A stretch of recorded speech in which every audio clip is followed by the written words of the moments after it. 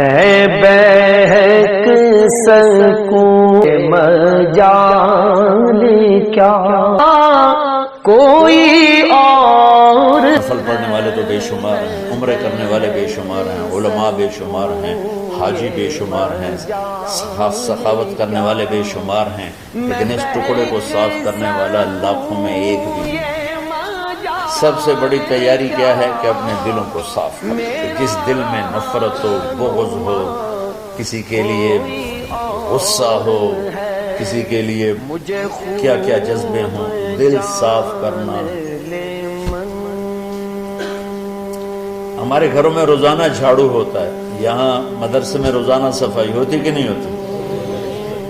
کیونکہ دنیا کی اصل گندگی ہے تو جھاڑو ہاتھ سے نہیں چھوٹ سکتا. حرم شریف میں دیکھا کیسے چاروں طرف خدام پھر رہے ہوتے ہیں برش لے کر. تمہارے مولوی شاہد صاحب بھی ایک دفعہ وہاں خدام حجاج میں گئے تھے، میں نے ان کے ہاتھ میں برش دیکھا.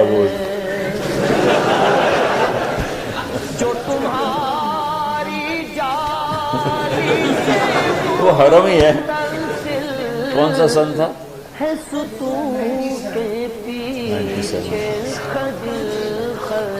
تو دل پہ غبار ایسے آتا ہے جیسے صحن میں غبار آتا ہے. دل پہ گندگی ایسے آتی ہے جیسے صحن میں آتی ہے. تو ہم نے نظام بنایا ہوا ہے، لوگ وہ کر رہے ہیں، وہ روزانہ جھاڑو دیتے ہیں. تمہارا دل ایک آنگن ہے، ایک صحن ہے، اس میں بغض، نفرت، حسد، پتہ نہیں کیا کیا گندگیاں آئیں گی اور آتی رہیں گی. بچوں ایک کام کرو، جھاڑو پکڑ لو. یا اللہ معاملہ تجھ سے کرنا ہے، لوگوں سے نہیں. کسی نے برا کہا، کسی نے غیبت کی، کسی نے گالی دی، کسی نے دھکا دیا، کسی نے حق مارا، کسی نے کچھ کیا.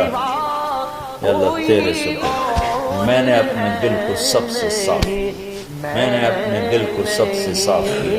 یہ اتنی بڑی عبادت ہے کہ بڑے بڑے نفلوں والے، تہجد والے، حج عمرے روزے والے تمہیں نہیں پکڑ سکیں، کیونکہ اس کا کرنے والا دنیا میں کوئی نہیں. نفل پڑھنے والے تو بے شمار ہیں، عمرے کرنے والے بے شمار ہیں، علماء بے شمار ہیں، حاجی بے شمار ہیں، سخاوت کرنے والے بے شمار ہیں، لیکن اس ٹکڑے کو صاف کرنے والا لاکھوں میں ایک بھی نہیں. مشکل کام آپ یہ سیکھیں. صاف صاف صاف.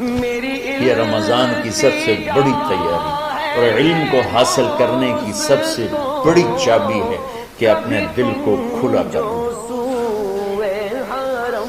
کوئی چیز خالی ہوگی تو کچھ آئے گا. جس دل میں بغض بھرا ہو، نفرت بھری ہو، حسد بھرا ہو، کینہ بھرا ہو، اس میں خاک آئے، اس میں تو علم کی ایک کرن بھی نہیں آئی. زبان سے چاہے جتنے مرضی موتی بکھیرے، دل اس کا اندھا ہو. لا تعمل ابصار ولكن تعمل القلوب التي في الصدور. یہ آنکھوں سے اندھے نہیں، دل سے اندھے ہیں. بچوں اپنے دل کو صاف کرنا. وہ کتنی مشہور حدیث ہے، آپ نے کہا اس دروازے سے ایک جنتی آ رہا ہے. ایک انصاری صحابی داخل ہوئے، جوتا ہاتھ میں، داڑھی میں وضو کا پانی. اگلے دن اس دروازے سے ایک جنتی آ رہا ہے، تو ایک صحابی آئے، ہاتھ میں جوتا، داڑھی میں وضو کا پانی. وہی صحابی اگلے دن اس دروازے سے ایک جنتی آ رہا ہے، تو وہی صحابی 3 دن جنت کی بشارت لیے. اس صحابہ کی جماعت میں ایک شخص ہیں جن کا نام ہے عبداللہ بن عمرو بن عاص. ان سے بڑا عبادت گزار صحابہ میں کوئی نہیں تھا، نہ سابقین میں، نہ متاخرین میں، نہ پہلوں میں، نہ بعد والوں میں. ان کی عبادت کیا تھی؟ ساری رات جاگنا، سارے دن کا روزہ، اور ایک ختم قرآن صبح سے شام. اتنی اللہ نے طاقت دی تھی. پھر وہی غلوب والی بات آ گئی، ایکسٹریم ہونے والی بات آ گئی. ان کی شادی والی رات حجلہ عروسی میں داخل ہو رہے ہیں، دلہن کے کمرے میں داخل ہو رہے ہیں اور مصلی بچھا کے اللہ اکبر، اور دیر نفل پہ نفل، دیر نفل پہ نفل۔ ان کی بیگم نے دیکھا تو وہ بھی خیر کا زمانہ تھا، انہوں نے بھی وضو کیا اور پیچھے مصلی بچھا کے وہ بھی فجر تک نفل پڑھتے رہے۔ صبح ہوئی تو حضرت عامر بن عاص رضی اللہ عنہ نے پوچھا بیٹی رات کیسی گزری؟ کہا جی ماشاءاللہ آپ کے بیٹے تو بڑا عبادت گزار ہیں، ساری رات نفلوں میں گزری۔ تو وہ ان کو شکایت کر دی۔ حضرت عامر بن عاص کو اتنا غصہ چڑھا، وہ بیٹے کو تو کچھ نہیں کہا، کتنی حکمت کی بات ہے، سیدھے گئے اللہ کے نبی کے پاس، یا رسول اللہ یہ عبداللہ دیکھیں کیسا نادان ہے، اس کی شادی کی ساری رات نفل پڑھتا ہے۔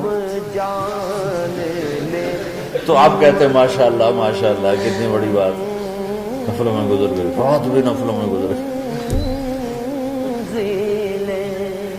جیسے بعض تبلیغ والے کہتے ہیں بچے کی ٹانگ ٹوٹ گئی پھر بھی گشت نہیں چھوڑا۔ کیسے احمقانہ باتیں کرتے ہیں۔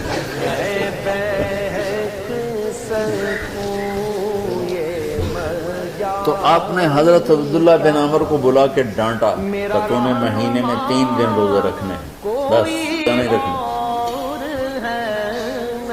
اور ہفتے میں 1 قرآن ختم کرنا ہے۔ کہا یا رسول اللہ میرے اندر طاقت زیادہ ہے۔ پھر اچھا 15 دن روزے رکھیں، یعنی میرے اندر طاقت زیادہ ہے۔ آپ اس کو تھوڑا تھوڑا کر کے گھٹاتے رہے اور وہ ہر دفعہ نہیں یا رسول اللہ میرے اندر طاقت زیادہ ہے۔ تو آخر میں آپ نے کہا اچھا چلو 100 میں داؤدی پہ آ جاؤ، 1 دن روزہ رکھو، 1 دن افطار کرو اور 3 دن سے پہلے قرآن ختم نہیں کرو۔ تو آپ نے اس کو پیچھے کیا۔ یہ بیٹھے تھے اس محفل میں، ان کے دل میں آیا کیا یہ بزرگ مجھ سے زیادہ عبادت کرتے ہیں؟ رات میں ساری جاگتا ہوں، دن روزہ رکھتا ہوں، 1 ختم کرتا ہوں، تو جنت کی بشارت تو مجھے ملنی چاہیے تھی، ان کو کیسے مل رہی؟ یہ کسی کتاب میں نہیں لکھا کہ یہ ان کا جذبہ تھا، لیکن جو کہ میں ان کی سیرت کو جانتا ہوں تو مجھے خیال آتا ہے کہ ان کی نفسیات میں یہ بات آئی ہوگی، کیونکہ صرف انہی کو خیال آیا کہ میں جا کے دیکھتا ہوں کہ یہ بزرگ کیا کرتے ہیں۔ تو ان کے پاس پہنچ گئے، چاچا ذرا، وہ ادھیڑ عمر تھے، چاچا وہ میرے ابا تھوڑے ناراض ہیں، تو کچھ دن آپ کے پاس گزار دوں؟ کا بیٹا بسم اللہ آ جاؤ۔ اب رات ہوتے ہی عشاء کی نماز پڑھ کے انہوں نے جلدی سے چادر اوپر لی اور یوں سراغ کر کے ان چاچے کو دیکھنے لگے کہ اب یہ کیا ساری رات سجدہ کرے گا اور ساری رات روتے روتے روتے روتے مصلی گلا ہو جائے گا، یا ساری رات رکوع کرے گا، ساری رات قیام کرے گا، ساری رات قرآن پڑھے گا، اس تصور سے یوں دیکھ رہے۔ اور وہ بزرگ صحابی تشریف لائے، سرانے پہ سر رکھا، اللہم بسمک اموت و احیا، ہو گئے۔ اب یہ دیکھ رہے ہیں ابھی اٹھیں گے، ابھی اٹھیں گے، ابھی اٹھیں گے، فجر کی اذان پہ اٹھے۔ اب یہ تو حیران پریشان ہو گئے، یہ کیوں؟ اس زمانے میں تو منافق تہجد نہیں چھوڑتے تھے ڈر کے مارے کہ پتہ نہ چل جائے ہمارے کفر کا۔ تو یہ چاچا جنت بھی لے گیا تو ستا بھی گیا کہ چلو کل دیکھوں گا۔ اگلی رات پھر چادر سر پہ کر کے یوں سوراخ کر کے لیٹے ہوئے اور دیکھ رہے۔ چاچا پھر تشریف لے اور سرانے پہ سر رکھا، اللہم بسمک اموت و احیا، ہو گئے۔ فجر کی اذان پہ اٹھے، یہ اور پریشان ہو گئے کہ میرا نبی کا فرمان تو سچا ہے، اس میں تو شک بھی کفر ہے، لیکن عمل کیا ہے جس پر اس کو جنت کی بشارت ملی؟ 2 رکعت نفل بھی نہیں۔ اور آج کے دور میں تم میں سے ماشاءاللہ اکثر بچے تہجد پڑھتے ہیں کہ 1 رات اور دیکھوں گا، اللہم بسمک اموت و احیا، ساری رات۔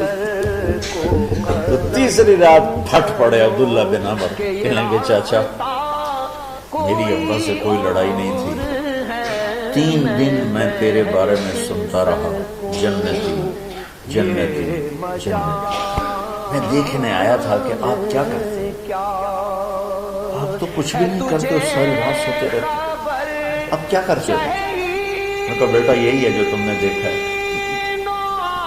اب ان کو سمجھ میں نہیں آ رہا کہ یہ جوڑ کیسے بٹھاؤں، ادھر جنت کی بشارت، ادھر ساری رات خراٹے،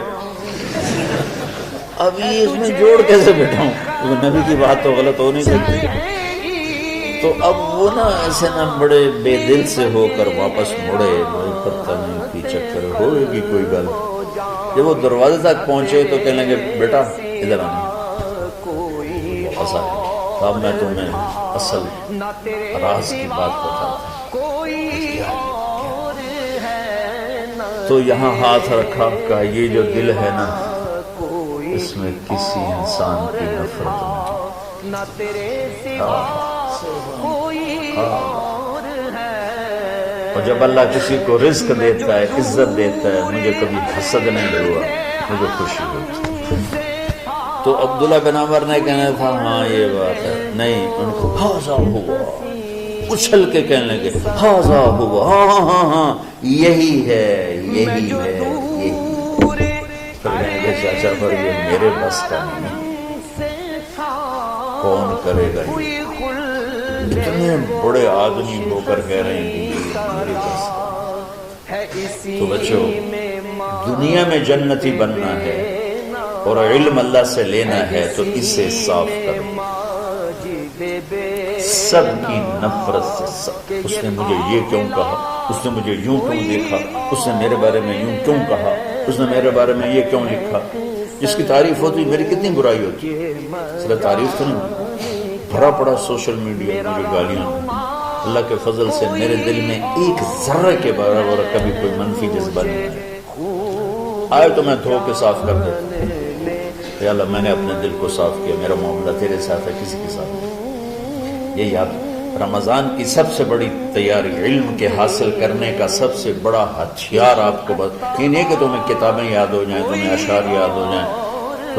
میں کتابوں کا حافظ تھا جب میں پڑھتا تھا، اور دیوانوں کا حافظ تھا اشعار کا، تو کچھ بھی نہیں یاد رہا، چونکہ وہ پڑھائی والے راستے پر چلا نا، اللہ نے تبلیغ میں چلایا، پھر بیماریاں آ گئیں، مشروشیتیں آ گئیں، تو وہ مطالعہ ہی ختم ہو کر رہ گیا۔ میں بہک سکوں یہ مجال کیا، میرا رہنما